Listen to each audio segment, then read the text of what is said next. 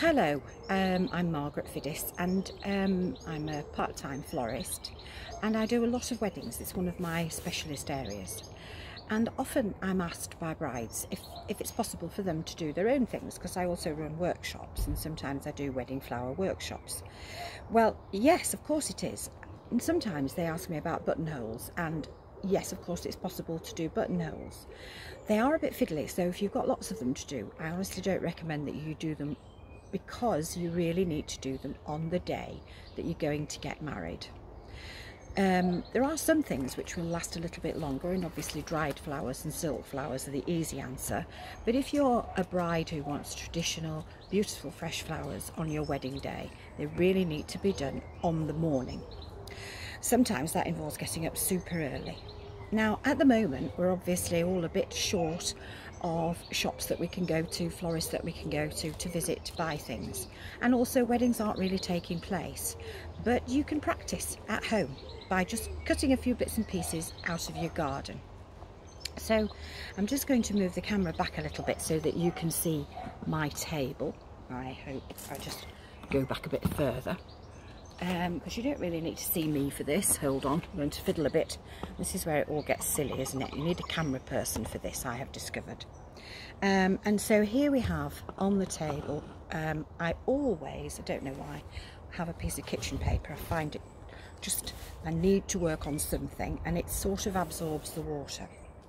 So a traditional one would have a rose. This is one out of my garden, and it's got an awful lot of green fly, so we'll just have a look at the green fly situation first, pull them off. And if you look on your rose, check for any damage, check for any outer leaves, called the petals rather, the guard petals they're called, that you don't like the look of. This one's pretty nice actually. She's called Queen Margarita of Denmark, and she's a David Austin rose, and she smells delicious, and that's something that you would probably only get with garden roses. Just to say, everything has been cut and had a long drink, at least 2 hours, preferably overnight, in cool, deep water, not freezing cold. You don't like a freezing cold bath, and neither do the flowers. And somewhere out of the sunshine, so a dark place or a shed or something like that.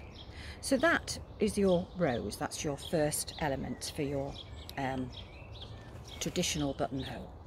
And then the thing that would go better with that usually is a solitary leaf. So also here we've got one nice large, and it looks a bit big, but one nice large ivy leaf. You could use any other leaf, something else from your garden that's fairly tough. And then what we're going to do first of all is we're going to stitch that. So we need this is real wire or rose wire. And we also need something to wrap it. This is called, this is a wrap for fresh flowers, and it's got a bit warm, so it's stuck together, so pardon me while I just pull it apart a little bit. That's better. And it stretches and covers, preventing anything from getting wet. So we're going to start with a little piece of the wire.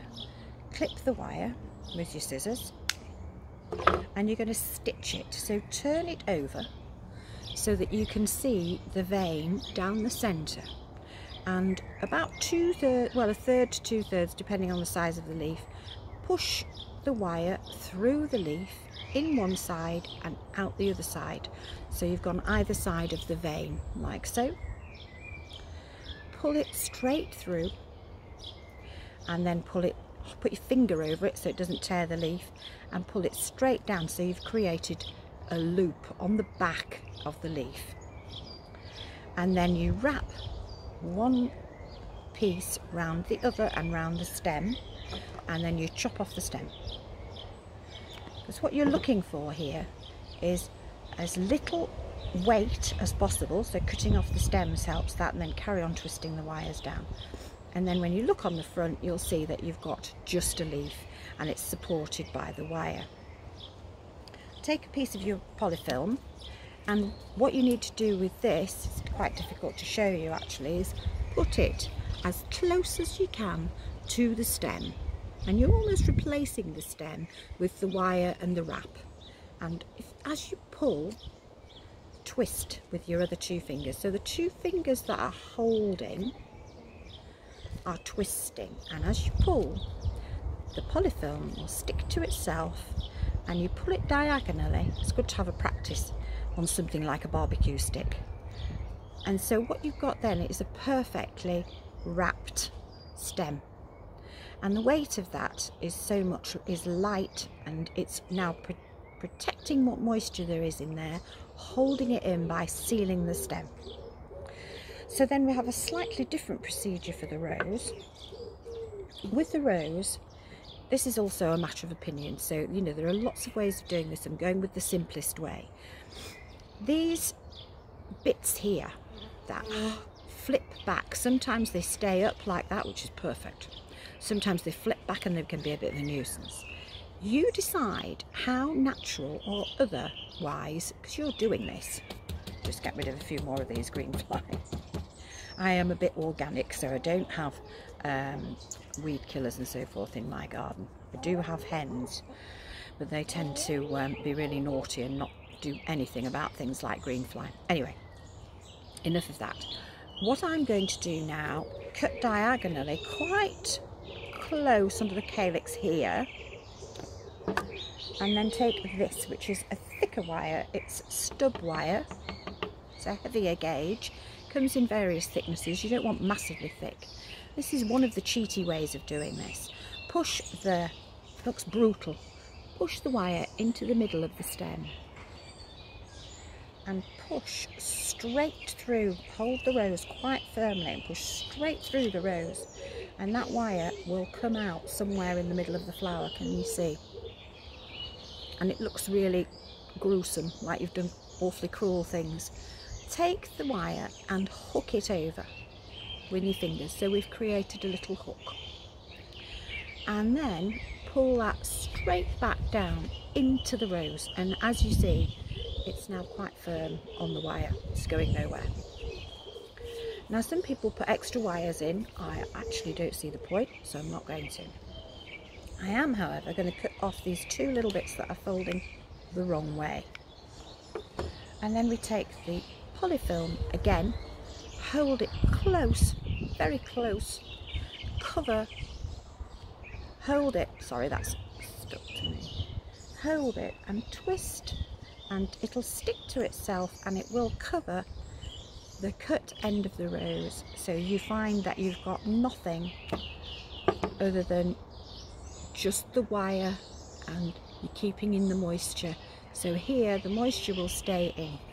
Now where I've cut those two bits off on this side here underneath is where I'm going to hold the leaf, whatever leaf I've chosen. The two legs now of the wires come down together.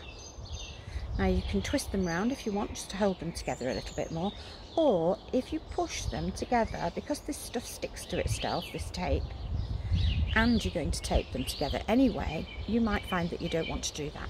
This is a point at which you can decide how long you want the actual piece to be. If you think about where it's going to fit on somebody's jacket, I'm going to take off that much. Could be shorter, could be longer, you could do fancy things with it. I'm just doing a simple one today. So back with the film, wrap again up to the top, and then come all the way down the two pieces of wire, which are now your new stem, and then go right over the end, past the end, because you don't want any sharp bits to damage anybody's clothing, because everybody's wearing the posh frocks, and then just bring it back and give it a tap so there's no bits and pieces at the end. There are some persistent green fly on here, and then that is it basically. You have one rose and leaf buttonhole. The stitched thing here, remember we stitched this leaf, means that if the wearer prefers, they could bring the leaf down in front, because that now becomes manipulable, if that's a word, able to be manipulated, or they could push it back up again, and that is probably the traditional way to wear it. So that's the simple rose. It also means that when some bloke, and I don't mean this rudely, starts fiddling around with this on their jacket, they won't break the stem because you've now created a wire for it. So that's one simple one. Now, very much more fashionable at the moment is a sort of country style of buttonhole. So I've been wandering around the garden and I've picked up a few little bits and pieces and put them in some water. So this is a bit of a grass, it's called Nivea lusula, so it's cultivated grass, nice. This is not cultivated grass, don't ask me why it was growing in my garden, but it is, and it looks very country and vintagey and rural, so that's very much on trend. So a couple of bits of that. You don't need to use all this. This is pretty.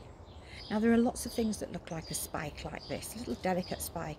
It is actually going over, but it doesn't matter because it's still pretty, and it can be used in two bits. So I'm actually going to cut that in half, and I'm going to take the bottom off that bit, so that I've got two sections, and that bit, because it's so long, strip it.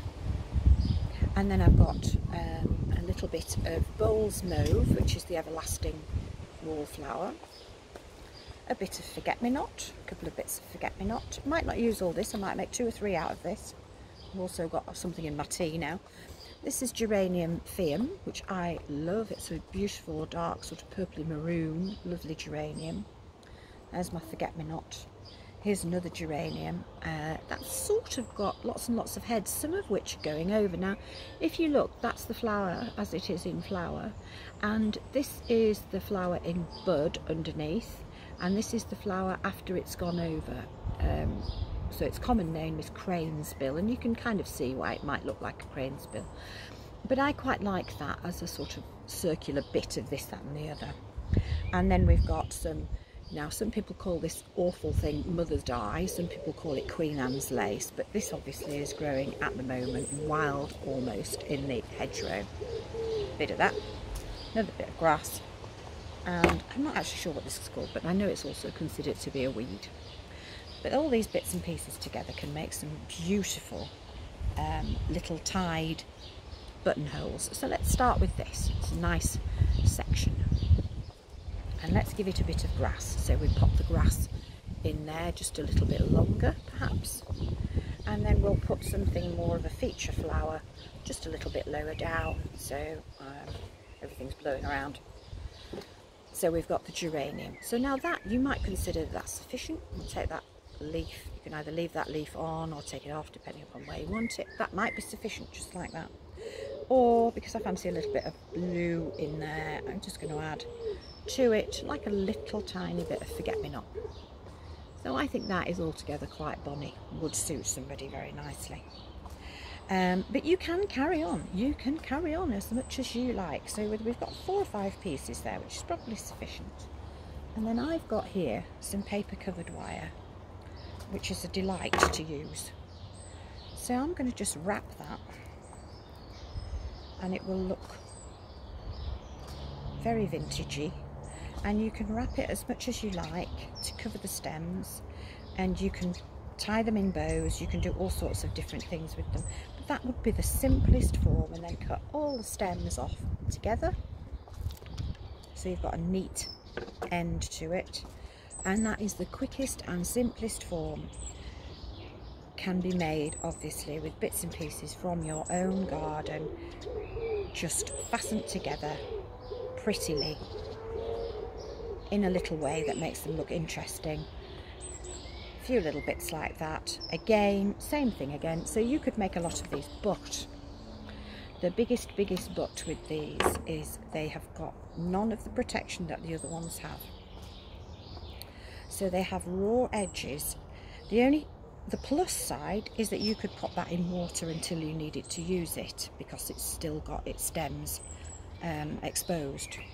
And the bad side is that it's not going to protect anybody's clothing, and before you use it, you're really going to have to dry it thoroughly, because if somebody spent a fortune, I'm trimming these again so that if somebody spent a fortune, but they do suit a country wedding, but if it's a silk dress that's come from somewhere expensive, I can imagine somebody being really quite cross with you. I would be. But you can see from just those few little bits and pieces, I'll just finish this one off here, you can make quite a lot of buttonholes, and sometimes quite nice to have them all different, and some bigger than others, some with a leaf, some without a leaf. I'm just going to bob that leaf in there which I'd discarded earlier.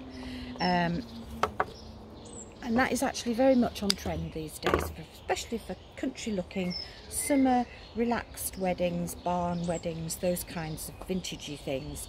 Very much the fashion. Very easy to do by comparison with the others. It's all a case of finding the right plant material. Anyway, I hope you have enjoyed that. I'm going to try and do some more of these. This is my first instructional video. It's my first video. If you have enjoyed it, it'd be nice to know. And I hope to see you again soon. Bye.